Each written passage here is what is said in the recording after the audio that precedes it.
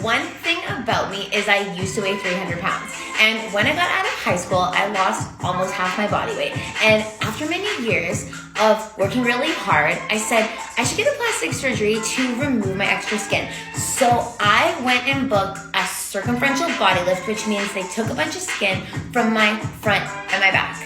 And when I went in, I was really excited, but it wound up being the most traumatic experience of my life. So I went in for my surgery and it took a little bit longer than expected. And when they pulled me out of my anesthetic, they had a hard time. So instead of being in the hospital for just one night, I wound up staying there for an entire week. They had to give me 2 blood transfusions, and it took me a long time to walk again. But then finally I went home and everything was fine, and I was on a bunch of pain meds, and then I stopped taking them. And then one day I woke up in the middle of the night and I was screaming in pain and didn't know what was wrong. So I went to the hospital and they did a blood culture and took some blood tests, and then they sent me on my way. Then they called me the next day in the middle of the night and they said, come back immediately, you have a septic blood infection. So I went back and they checked me into the hospital, and I